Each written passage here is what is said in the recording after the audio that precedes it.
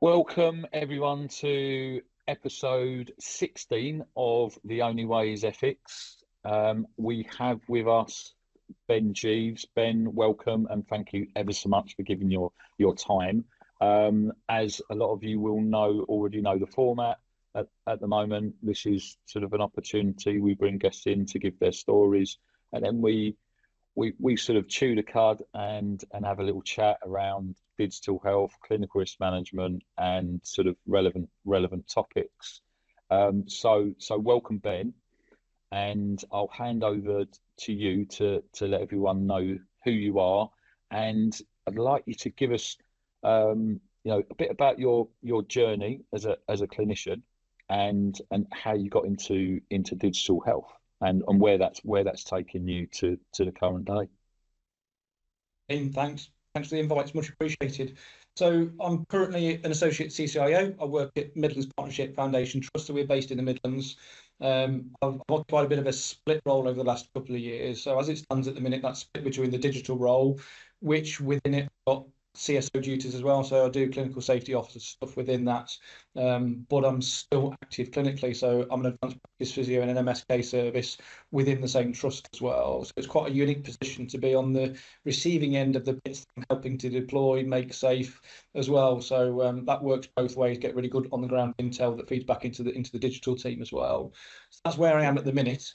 But journey wise, it's one of those things that I think shares a lot of similarities with a lot of people. I didn't set out to go into digital. It wasn't my original anticipated career journey. Mine was very much that clinical. So physio backgrounds, as I say, I've been qualified for 16 years now, and kind of physio is split up into kind of three areas. So you've got your musculoskeletal stuff, you've got respiratory, you've got neuro, and I did all my rotations to get that broad sort of experience, but I find quite early on that MSK was really where my passion was. So I specialised in that, different roles in different outpatient settings, a master's degree in sports medicine, landed a pretty awesome job in A&E. So I was doing all the MSK stuff in A&E, putting joints back in place, straightening fractures out, some real cool hands-on stuff. And then family came along, needed something that was a little bit more stable. So then got a job in an outpatient setting, which is effectively the trust where I am now.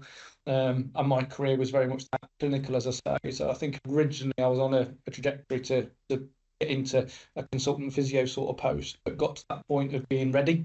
But for some time, nothing was kind of coming up really. So I think it's fair to say I started to get a bit frustrated with the lack of progress and stuff. But at the same time, really grateful for the opportunities that I was given to keep my own development going. So this is probably the chance bit. So I was given the opportunity to lead the digital work stream. So there was four services where I was in the north. We had a separate physio service, pain service, diagnostic service.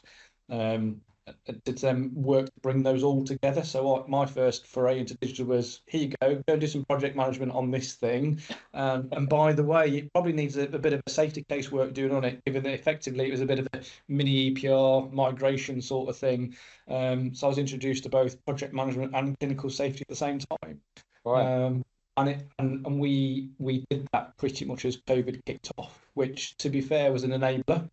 So as I was redeployed to one of the cold areas, I managed to have a bit of time in my diary to go and do these project meetings, as everyone else is sat at home in the sun, and I'm in my full PPE, sweating it out, running these project meetings. But that morphed as time went on, and I learned quite quickly how passionate people are about digital and digital change. So it kind of by default was that CCIO role, sitting in that middle, in that interpreter between clinicians, end users, and then the digital team creating those changes. So at that point, I thought, you know what, this is really interesting. I really quite enjoyed that. How do I keep that going? And from that point on, did a bit more CSO stuff, and that morphed into my CCIO role. And here I am, a few years later, living the dream.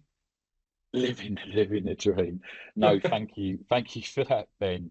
So interesting. You mentioning about sort of like that CCIO role, your physio role. You mentioned project management in there, and that's really my ears pricked up when you mentioned that, because my journey into digital as well, when I first joined the EPR sort of like team within my trust, and we were taking an interim solution as part of the national program for IT. That dreaded word, that dirty word, and I was sent on my Prince 2 training as a clinician. Had never been exposed to project management before. I mean, how was that for you as well? I know there's lots of skill sets and sort of like stuff within the whole project management that sort of obviously crosses over into what we do as clinicians. But I was sort of out of my comfort zone as well in relation to that. So yeah, what was that experience like for yourself? Very different. I think it was a very different way of looking at things, particularly from that clinical background, clinical way of assessing things and formulating plans and treatment things, and very much that human sort of interface. But lots of transferable skills, I think it's fair to say. And anyone that I think you might not be a project manager. I'm not a PM now, but the skills and knowledge I've got from that absolutely fold into my day-to-day work. So it comes down to culture. So what that allows us to do is to help me have other people's backs. If you start to see things are slipping, you go, oh, Prince 2 principle, it's not been applied strong enough here. And then you use your leadership skills to pull that in. So apply that thinking very much to clinical safety as well. We've had loads of people, non-clinicians, non-CSOs, trained on clinical safety. So again, if things are starting to slip from that point of view, or they go, oh, do you know what? I've spotted a risk, and they pull it in. So very much starting to blend the boundaries of what is, you're the project manager, you're the CSO, you're the CCIO, you're the business architect, starting to go, well, actually, we're integrating these roles, we're working across boundaries. So I found it particularly useful from that point of view. So again, I can see programs and projects of work potentially slipping, and then helping colleagues to keep it on track and those sorts of things. Because at the end of the day, everyone is overworked, we're all oversubscribed. So if someone's got your back because they've got a bit of that knowledge, then that's a better place to be. Yeah, no, absolutely. And I think what it did for me as well is realise around sort of this whole process driven approach. Because as clinicians, a lot of the time we're practical up front when you're on the shop floor, front line, etc., isn't it? Thinking on your feet, problem solving type sort of skills, which you can bring to project management totally. But then realizing that there's this whole new world of sort of like these processes, and if you actually follow them, they work, and sort of like and sort of like you can adapt them in relation to that, which I think was the sort of like the grounding for me in that whole quality management system sort of like work as well. So you progressed through sort of like so being exposed to digital, using digital as a clinician, as a physio, and in MSK, which is close to my heart as well, being orthopedic nurse. So in that respect, and then that CCIO role comes up, so the associate sort of role that you've taken on, and clinical safety officer work as well. Now, I know, and I think from experience that's a tough ask, doing clinical safety officer work and also having a CCIO role and doing your clinical work. So how have you found that sort of like juggling that, and was there, were you very conscious of having sort of like protected time to do your clinical safety work? Because as we all know, it's no mean feat. It's tough work. When it's done properly, it's a big ask of people in relation to that. So how did you find that, Ben? Tough, I think, as far as demands go. So the role as I have at the minute, that's generally kind of divided into three sorts of themes. So clinical safety being one of them, engagement being another. So that getting out there, visiting people, seeing them, hearing from them to get that intel to feed it in, which that's a demand on time in itself. Then benefits realization as well. So again, as we're getting these clinical systems, these changes deployed and made, are we getting the returns? Are we getting cash benefits, non-cash benefits? Are we getting efficiencies? Are they liked? Are they enjoyed? Is it helping to reduce documentation burden and all those sorts of things? So all three of those things, that's quite an ask to do, because it's quite easy to do any one of those full time on its own. So it's like anything. Your capacity is your capacity, and you deliver what you can within that. So it's not just me in my trust that's in the role that I am now. There's actually three of us. So we've got slightly different whole-time equivalents to our roles, but we've all worked that together, and we've been able to divide that work up. So we were very lucky, because whilst we've got a CCIO and a CNIO, we didn't have that capacity to do the doing. So we were in a very lucky position to pretty much design how that role would look and function, with a bit of input and support around some of the asks of colleagues.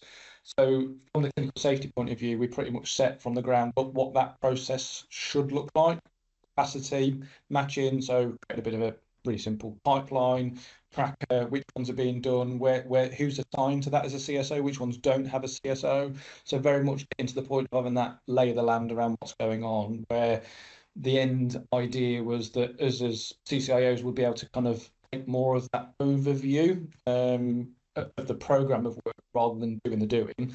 But we had to do both to start with. So we didn't want to delay project. We wanted to do it well. We wanted to do it right. So we were taking on safety cases as well as setting this process up, doing our engagement, flying the flag for clinical safety, getting clinicians interested, getting them onto training. So we've ended up training well over kind of 20-25 individuals now in clinical safety clinicians. We've tried to get them, from all corners of the trust in different care groups, again, to bring that specific expertise in. But then that whole changing hearts and minds as well, going, oh, do you know what? I actually work with the digital team. They're really interested. They're really motivated. They are actually really trying to make things better. This isn't just the IT team going, here you go, here's your new upgrade, and away you go from there.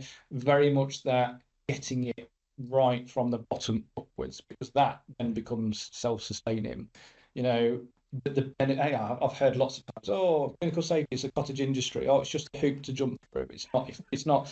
You're the same as me. Yeah, we're biased. We've lived it, but there is value in the process. It can. So, if you want to reduce that risk, well, what does your clinical safety process do? Well, it tells you what needs to be in your training. It tells you where it needs to be trained. Where does the system need to be made better? How can the system itself reduce risk and make things better? So if you do it right, as you said earlier, then you get value out of it. If you only do it as a hoop and deep exercise, you're not going to get value out of it. So I can see why then it's seen as an expensive ability. But it doesn't take an awful lot of extra effort to go from that red tape, just tick the box, to the value add process.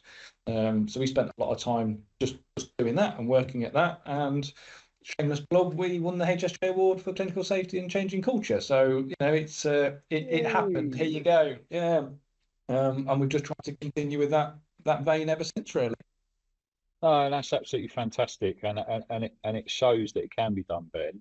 Absolutely. And that's its challenges. It's certainly not. There's still more to be done, that's for sure. But we've started, and we'll do our best to carry on. No, absolutely, and we'll pick up on sort of challenges and frustrations a bit later on. But I think you're absolutely right. A couple of key messages there. That whole multidisciplinary team approach. So trying to, like you said, when you're training people, you're not just training sort of nurses, doctors, physios, or sort of sometimes you see just a selection of clinicians that have sort of been trained, but what about sort of paramedics, pharmacists, biomedical scientists? There's loads of different, isn't there? There's reams and reams of sort of clinical roles that need to be sort of brought into the fold in relation to that, because they've got so much to offer. And surprise, we're all using digital. It's not just some of us. It's not just sort of no, absolutely. Like I keep saying, it's not going away. It's here to stay, and it's part of our lives now, isn't it? It's a part of our culture. It's part of our of what we do. So part of that I see sort of really interesting. I know you're a big advocate of sort of the coffee and chat, CSO coffee and chat. Huge forum now, which is absolutely amazing. Hugely successful. Yeah, hugely successful. Thanks to Kay Reynolds. And you know, moving on from that, there's been sort of like other initiatives, and one of those being the CSO Council that was set up sort of this year, which you are chairing in Indeed. relation to that. Indeed, and yes. and you've got a lot of those guys on board. So you know, Kay's on board. There's a lot of the people that we both know well in relation to getting those on board. So can you sort of talk us through the sort of like the purpose and the vision, Ben, of that council, and sort of, you know, what you've done to date, and sort of like, you know, is there a dedicated platform for people to go to, that for those people that are listening that don't know what the council is in relation to that? Yes, certainly. So just taking a step back, so there's the digital health networks. So they host some panels. So CCIO panel, CIO panel, and CNIO panel. I'm lucky enough to be part of the CCIO one.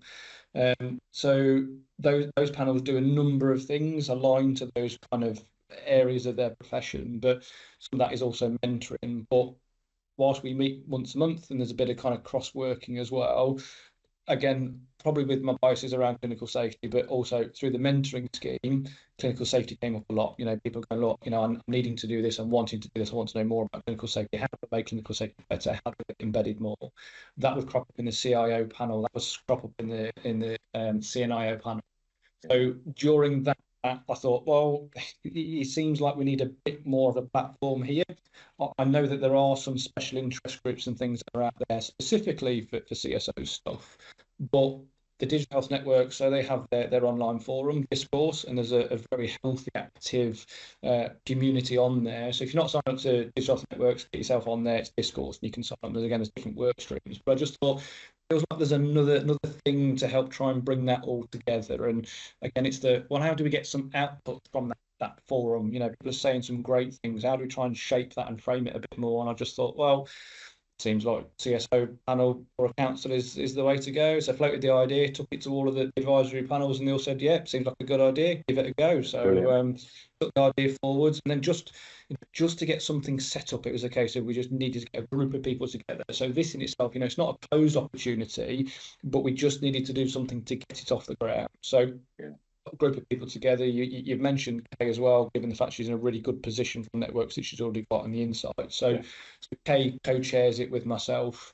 And the whole idea is that it is that platform. It's a bit of a voice, you know, through digital health networks, there's some great links into NHS England and those sorts of things. So again, it's another platform to help try and shape that.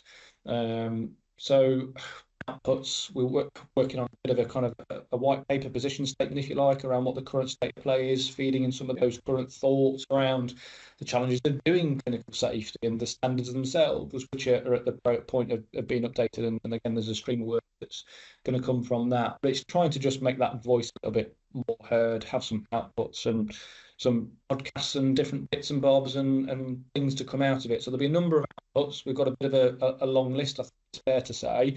They're a highly motivated group of people. I certainly see that from CSOs. CSOs are a very active, engaged bunch.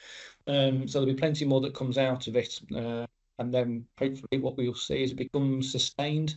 It becomes something that continues as time goes on, but trying to give that voice very much to the CSOs.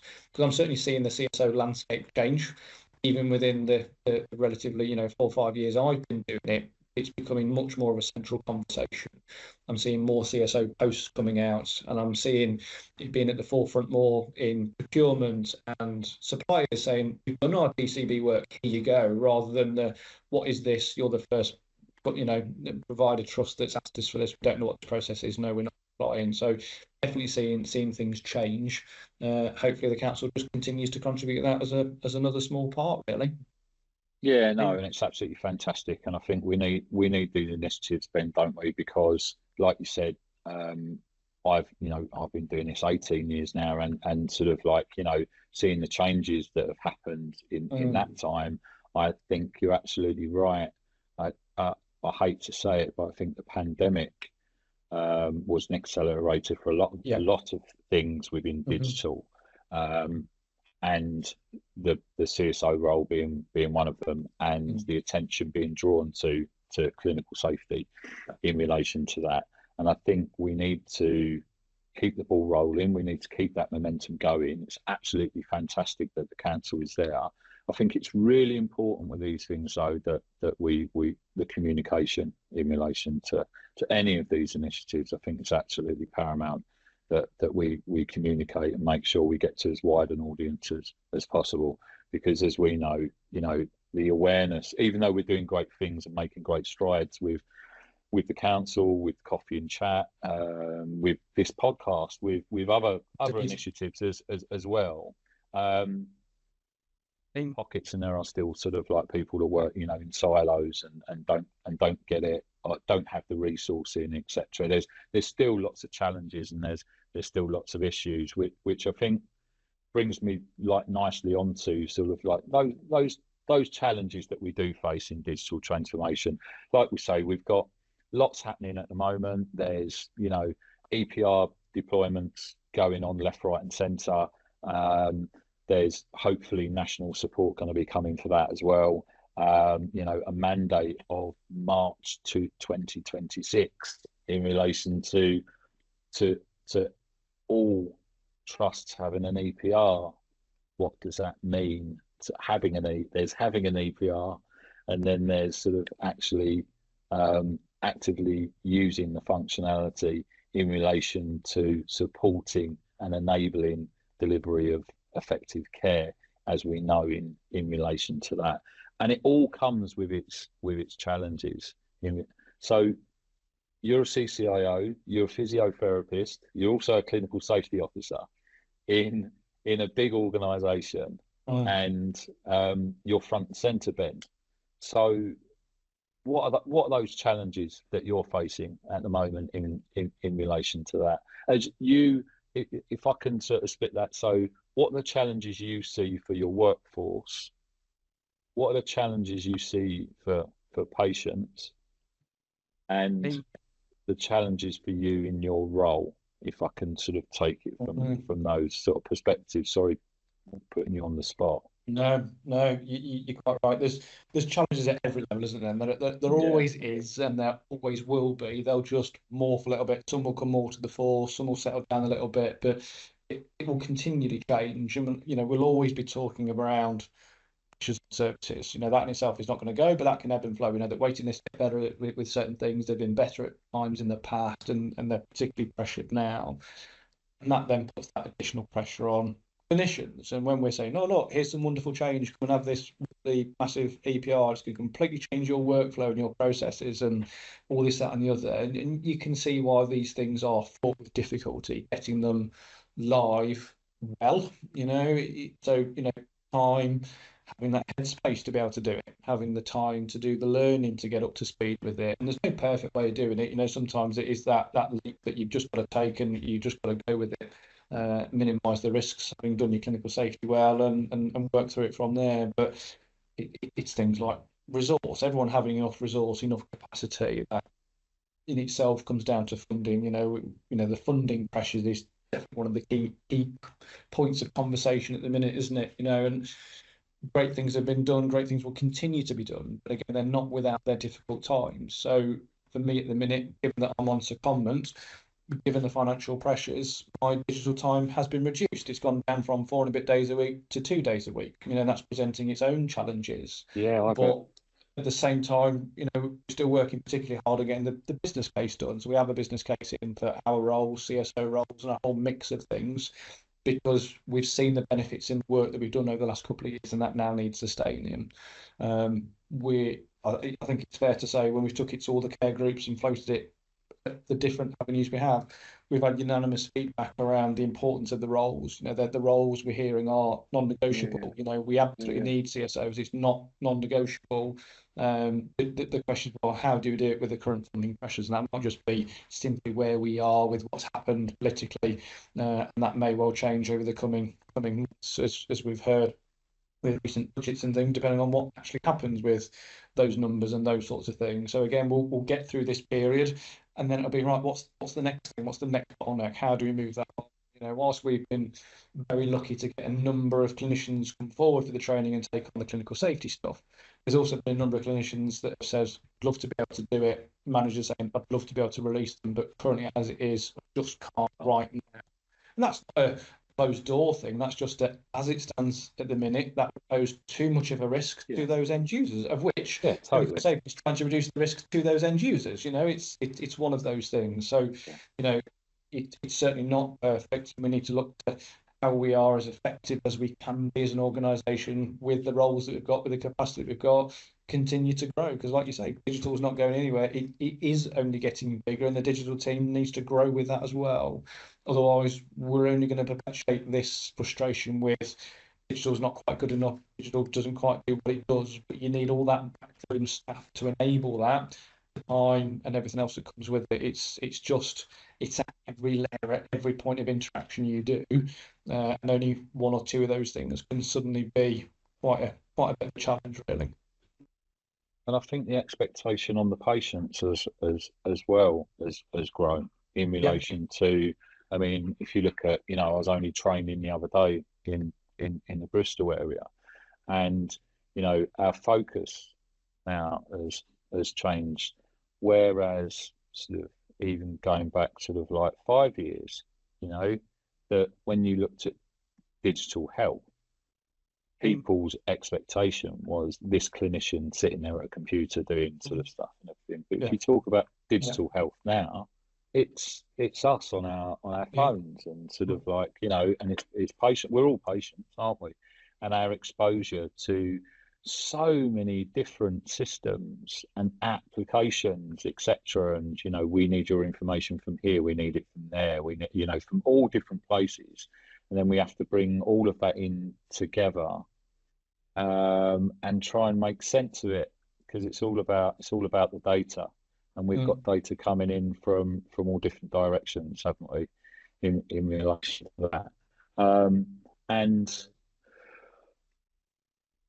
our workforce and making sure that the whole sort of digital maturity piece as well, and inclusivity. I think inclusivity doesn't just come from the patient side. I know obviously there's a big focus on that, but we need to look at our workforce as well. There's some people that shy away from it and want to try and avoid it as much, but we need to embrace those people, don't we? And I think we need to bring them in to sort of see where we can help, in relation to that. Do you feel, as an organisation, because you're a partnership, so sort of like that whole community-based focus in relation to that, what sort of like initiatives are in place in relation to that sort of like digital maturity and pushing that forward within your organisation? So from an end user point of view, it is interaction, and that can be difficult in itself, can't it? But we do a fair bit, as there's a lot of other people around the whole digital inclusion or exclusion piece. So we've got a fantastic training team that front a lot of that work to really help try and reduce. And again, definitely exposed through COVID. There's a number of things that our trust accesses in terms of, do service users need a data plan? Do they need an actual device, whether that be a laptop device, mobile device? So we've got ways of accessing that, so we can make care far more accessible. And it goes just beyond the leisure device and away you go. So our training team do a number of community initiatives throughout in libraries, different village halls and those sorts of things, and helping people to do all sorts. So stories of helping people to get to their online banking, stories of helping them to sort out their slot for an evening interview for a job and those sorts of things, on access courses and those sorts of things. So it goes beyond health, because when we look at health from a systems point of view, it's beyond just that immediate, I've got to interact with my health provider, because at that point we're doing our reactive care, not enabling our preventative. So actually, if they are then more enabled and that access the internet and go, oh, how do I do this, that, and the other, then it all starts to build. These are small incremental things, but are all steps in the right direction. So again, like anything, it's never a done deal. Nothing's ever finished, is it? So plenty more work to be done with that. I think for me, next steps is around the user-centered design bit. It's definitely one of the things that across the board, good conversations happening around it, but beyond the wide conversations. But we certainly need to see that become a more centralized way of working. How do we get those end users involved, and part of that design process, and make that a pivotal piece of work to be done. So yeah, the user-centered design bit, and that's the same for the clinicians as well. Here's your EPR. Well, what's gone into that design process? How have we got to the point that that's what it looks like and that's how it functions?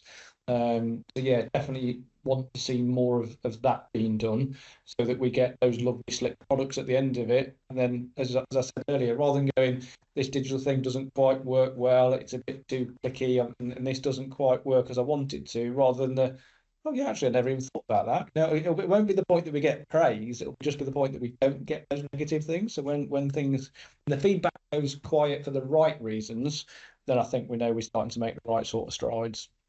Yeah, no, you're absolutely right. And I think just before we sort of like pushed the button on record, we were chatting around sort of that whole sort of like, I think there's a big, it's got to be a bit onerous on the manufacturers as well. I mean, sometimes we I think that's overlooked, isn't it? Often, really, yeah, it is. How much is needed just to get to the point of making some simple changes. We do go, oh, in this day and age, surely technology can just change this, and it's really not as straightforward as that. So having that dual appreciation, I think, is something that we need to have as well.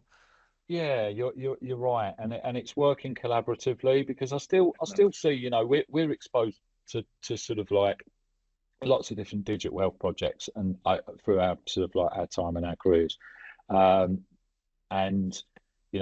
I've worked on both sides. Worked for the EPR supplier, and sort of like saw it from there, and saw the pushback that comes back from those teams, and get a bit shocked as a clinician. So why are we saying no, or why are we pushing back? Why are we not bringing these guys in and sort of like helping them out? And seeing the sort of the egos and the attitudes, etc., and stuff like that. And it still exists. It still exists. It hasn't gone away completely. And we need to sort of like, we need to embrace the sort of like, the health community that's out there, because, they're the ones. It's the clinicians, it's the users, it's the patients, it's that whole sort of like community that's going to help, and is going to bring those changes about. But you're right, it's really difficult, still really difficult. And it'd be, I think, what we're going to do on the podcast is, I'd love to bring in some manufacturers and sit down and just have those chats, those open chats, and say, why is it so difficult sometimes? Because I think some of the, if we look at the manufacturers that are out there, sort of, there's a lot of legacy systems. There's a lot of manufacturers that have been around for a long time, and yeah, they're making changes, but they could do a lot more in relation to what they're doing. And I think what it is, it's difficult sometimes. And I'm happy for those guys to challenge me if they're listening. I'm happy to have open those conversations and open those doors in relation to what I'm saying now, and challenge them to say, I feel from my point of view, and this is only my point of view, is that they've got a lot of that legacy functionality, and it's trying to bring that into the 21st century, kicking and screaming, up to sort of 2024, and I think they're finding it difficult. But what I will say as well is that I think we've moved on and mentioning artificial intelligence. And I think people like to sort of, instead of getting that low hanging fruit and saying, let's make all of these changes, let's get the basics right, and then we'll move forward. They're reaching for the dizzy heights, aren't they? They're going, oh, AI. The peak of expectation, haven't we? Yeah, we've gone right there. They're doing that, and it's like, and it's almost like, whoa, slow down. You sort of like, and you see them, they're advertising all the time, AI this, AI that, we now do this, we've got this bot, we've got that bot, we've got this sort of like decision tool, etc. And if I look at some of those organizations, I'm like, but you haven't got the basics right. There's many organisations out there that are sort of complaining and have issues with your basic functionality and your management of data in relation to that. So how can you possibly march ahead into this realm of AI when you haven't even got the basics right? So we're doing an injustice, aren't we, to the patient, because we're not keeping an eye on that the sort of the information and the surfacing of that information in a sort of like way that makes sense to people. And I don't mind saying, look, I'm a patient. I've got my chart on here from Epic, and it's great because it's got information on there. It's got all my appointments, etc. Is it perfect? No. Does it have a load of information on there that I don't really want to see? And I'm a clinician, so I understand some of it, but it's like it almost have done a brain dump, and it's like your normal lay person will not understand 50% of that information. So why are you surfacing it in there?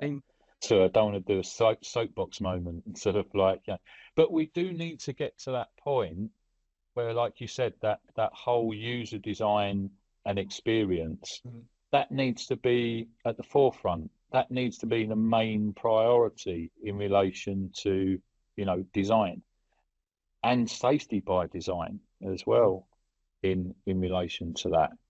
So what does the future hold for digital in healthcare? Big question. And not one I think we can sort of like we can answer sort of like on this session, Ben. We'd be here all day if we tried to do that. But from your perspective, on the role of digital in meeting our future demands, or I say our future demands, the future demands of your organisation at the moment. So you'll have won't you, sort of strategic objectives. You'll have digital objectives on your digital plan, and sort of what would you like to see happen? We've just had an election. We've been given 2 billion. Well, I'll say that quite loosely in relation to whatever that looks like in the end, doesn't it? Whatever that looks like when it actually comes out of the cash machine into health organisations, it's like, oh, there's some missing. Where's that gone? In relation to that, but there's supposed to be this injection of money, and I know it's not all about money, but it's what gets us our resources and sort of like the people on the floor. It's just going to keep evolving, isn't it? I think that's probably the only certainty. The only certainty is change. Things will continue to evolve. I think you're right to touch on one of your points around it's the foundational stuff, so the absolute bread and butter infrastructure stuff. If we can absolutely get that right, that's the platform to build and do all the other stuff. That's when the really exciting things will come, because things are massively ramping ahead, aren't they? We're getting all these AI things, which in itself I genuinely think is absolutely fantastic. That's what we need. It's the way to go. We need the technology.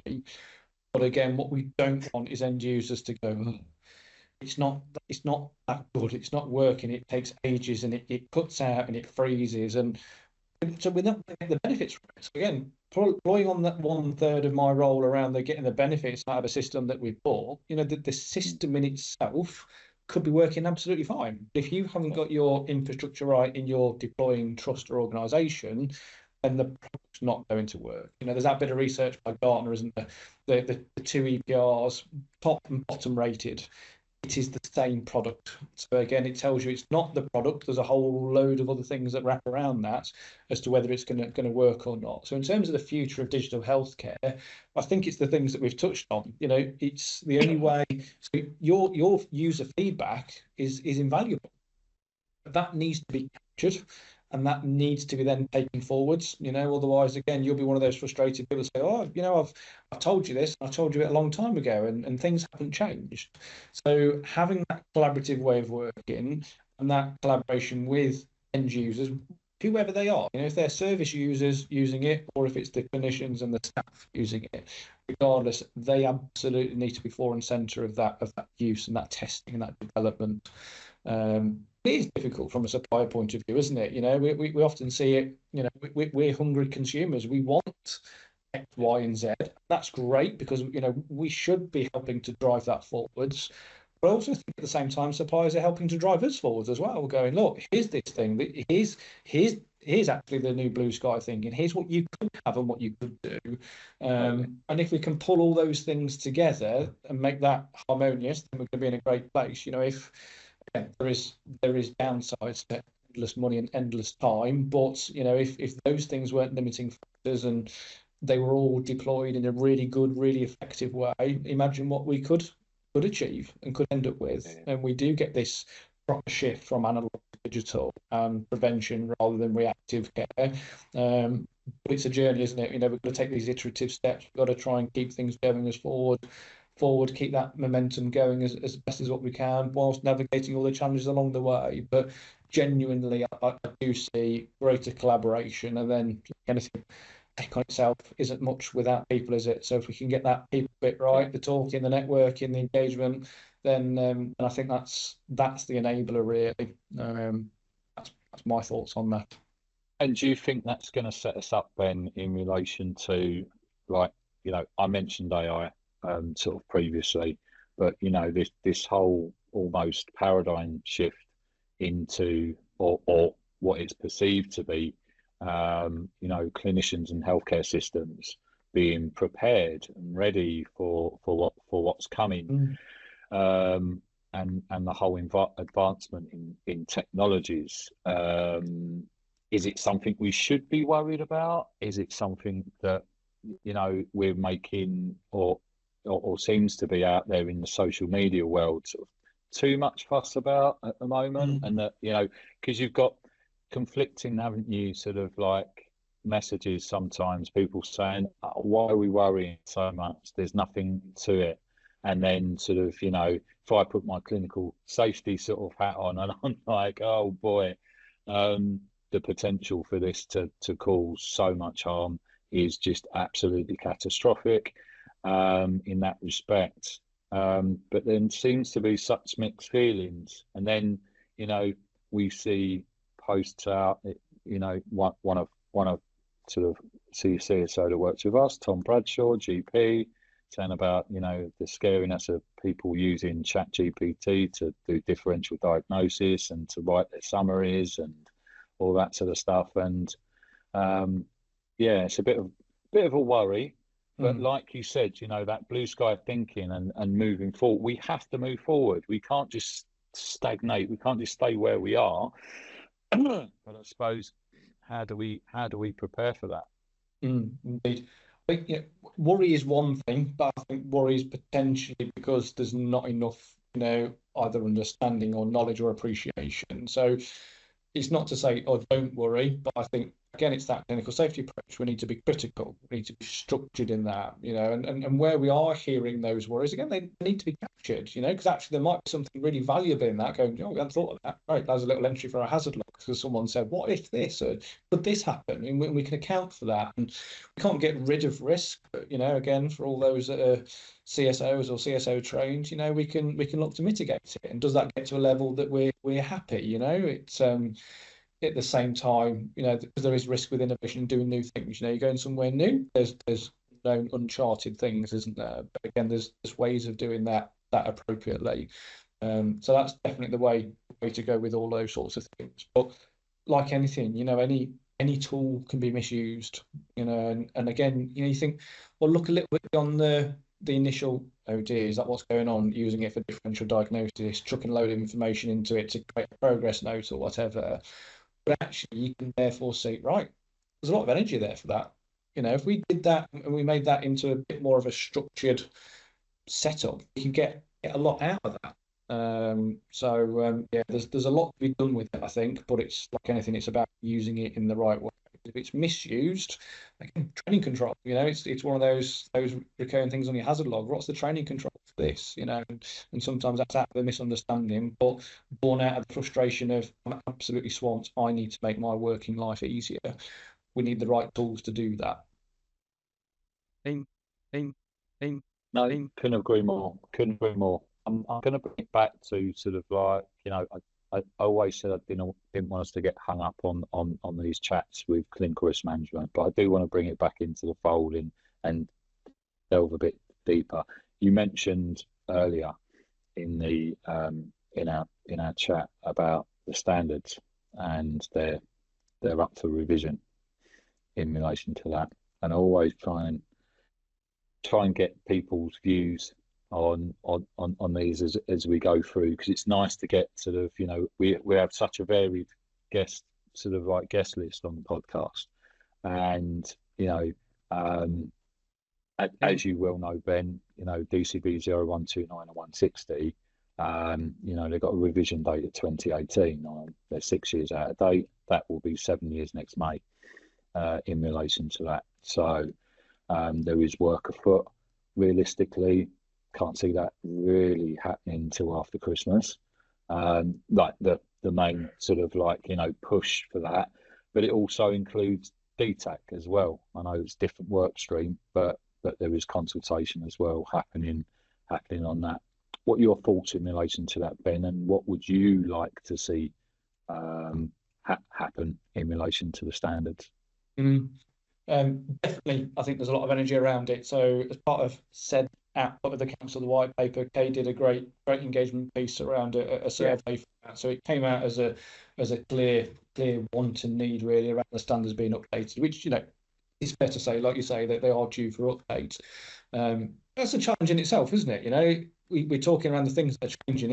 If these were updated in 2018, absolutely they would need updating again. The goalposts are continually moving, so it's quite a tough ask, isn't it? But again, I am sure there's plenty of people out there that are more than happy to engage as part of that process and contribute to it. So again, they're as robust and as applicable as what they can be. It's never going to be perfect, is it? I think that we need to move beyond this isn't right, that's not quite right, and just get the best out of it. So the applicability and how it can make things easier, I think some of the clarity is what we would like, that really helps to spell it out. And that's going to be helpful both for deploying organisations, but also suppliers needing to adhere to the DCB 129 standards. So again, it's not just a case of we don't just want engagement from those that are in deploying organisations. You need loads of input from manufacturers as well. What's that looking like? What challenges is it presenting to them? Because like anything, things move downstream, don't they? So actually, if we get everything far, far better at the DCB 129 point of view, it makes it easier and better and more robust for the deploying organisation. So update, definitely. Specifics is one thing. Again, we can have an afternoon chatting around the specifics. But again, repeating themes here, isn't it? But definitely want to see that engagement. Definitely want to see that they're collaboratively put together. And again, potentially a shorter window of needing to update again. But again, it becomes another task, doesn't it? But whatever point that they are kind of published, again, it's only going to be a couple of years before again we're going to see some gaps appearing and need to be updated. So, is there a way to make it more iterative and there's more subtle updates, but at the same time that might mean all the work that you have done and we're working on is then out of date and you've got to retrospectively go back and do different things. So again, it's a double-edged sword sort of thing, isn't it? But I generally don't think there's a perfect answer to the DCP stuff because of how complex it all is.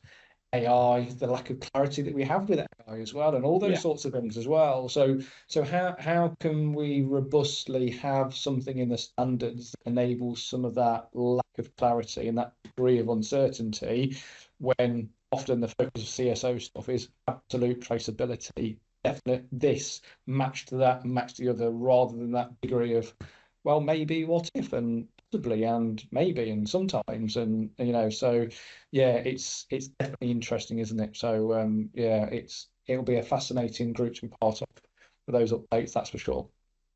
No, absolutely, and we're hoping. I think one of the big worries from my perspective is that, and this is just historical, the independent sector is almost left out of that, or if the independent sector is brought in, it's just certain people that are in the know or know, you know, have an influence, and they're not necessarily the right people to to have around the table. And it would be really, I'm hoping that this consultation is more collaborative than other Yeah. consultations have ever been.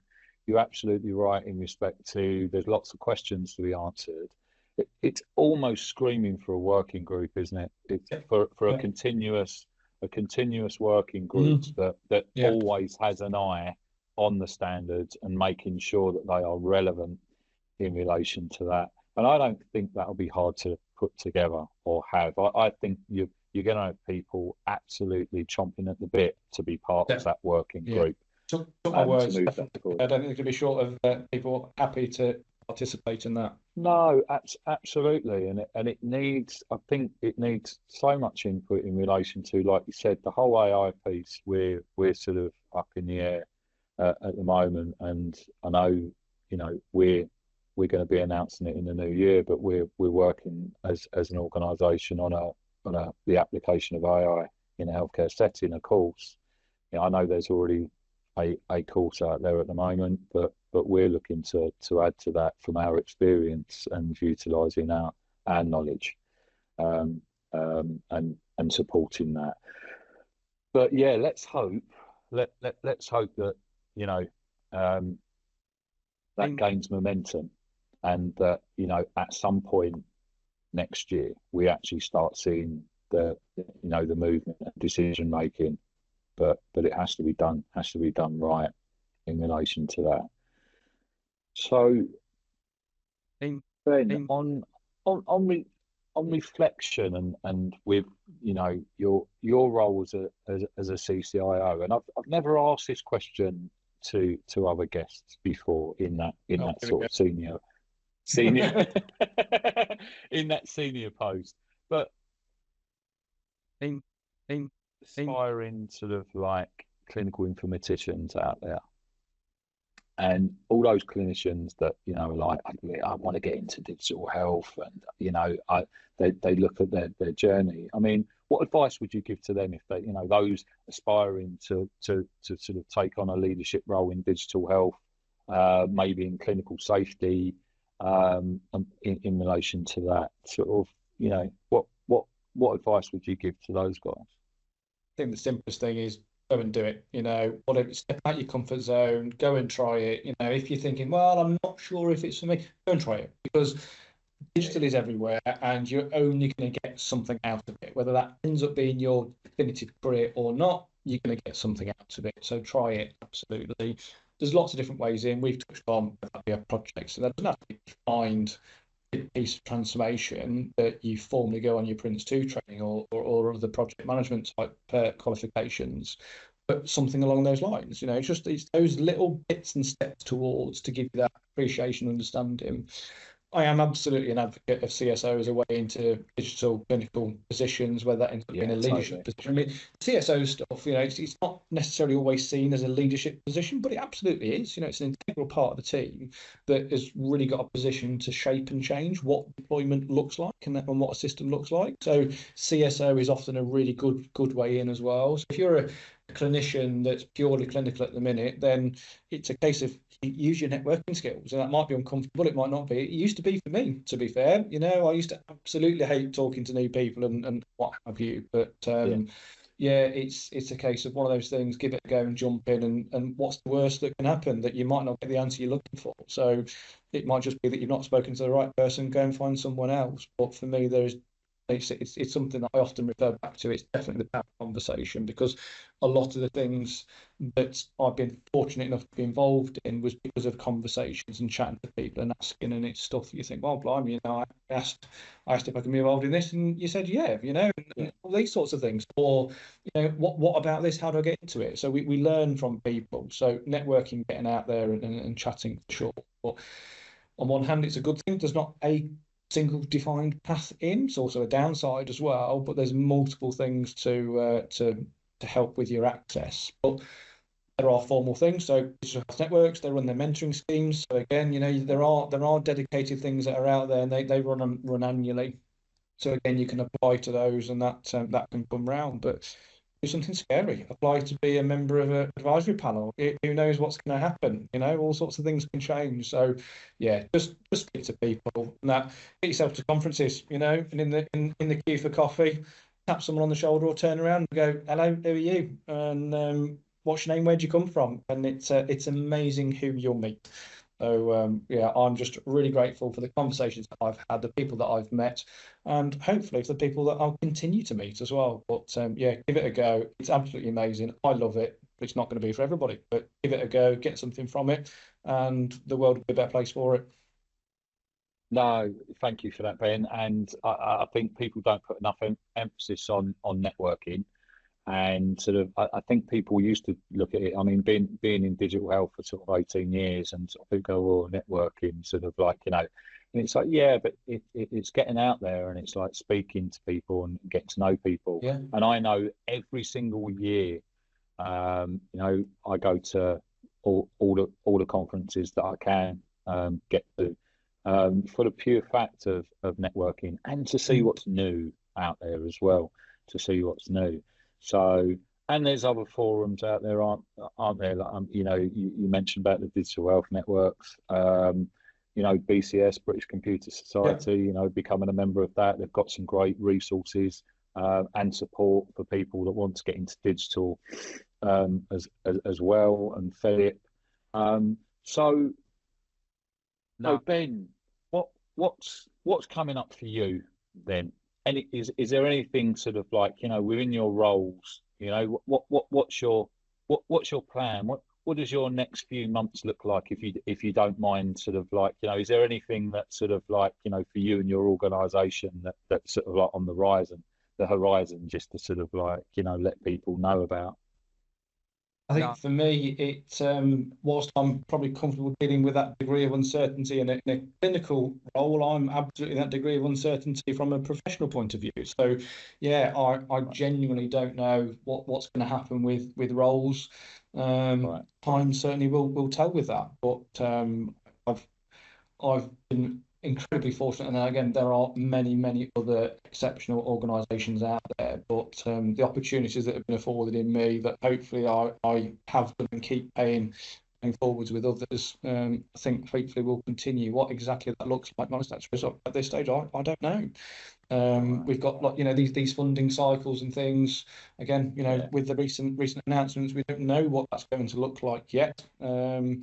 But I definitely would like to see some security. That'd be lovely for me. I've enjoyed it, and it's not something that I want to give up. But as far as an organisation goes, transformation will continue. I've got some amazing colleagues. Again, absolutely chomping at the bit. Keep making the progress. Keep developing things. Number of projects, systems getting deployed, safety cases getting done. More people getting trained to be CSOs. Keep flying the flag. So very much more of the same, and hopefully just that onward journey, continual progressive steps, and keep working towards that never-ending goal of keep transforming, keep progressing, keep making things better. No. Ben, thank you ever so much for your time. It's been A pleasure. absolutely fantastic talking to Loved you. it. And sort of, as I said, chewing the cud. It's always good to do with like-minded people. If you've watched any of our episodes, you will know there is one final sort of question coming to you. And this is always sort of, just putting you on the spot just one last final time. From everything that we've discussed, and sort of like within the sort of like the world of digital health and sort of clinical risk management, if there's one takeaway that you can sort of give to those that are listening, what would that be? It's hard to narrow it down to one. I'll try and narrow No, it no. down to Oh, one if you got a one couple, long yeah. paragraph. Yeah. I think for me, it's collaboration. That it's the networking, it's the talking. So it's not just the projects transforming for collaboration, but it's for your own professional journeys as well. Speak to people. There's definitely, it's the power of the conversation for me. So yeah, networking, chatting, collaboration. No, no. Brilliant. That's absolutely fantastic. Ben, it's been absolutely great having you on board. Thank you ever so much for your time. And to all the listeners out there, thank you for joining us for episode 16 of The Only Way is Ethics. You can find us on YouTube and Spotify. And we invite the listeners in to give us your thoughts and your feedback on everything that we've been chatting about. That's what keeps the podcast going, and also allows us to give a bit back as well in relation to supporting the digital health community. So thank you again, Ben. An absolute pleasure. It's been cracking. Thanks for having me.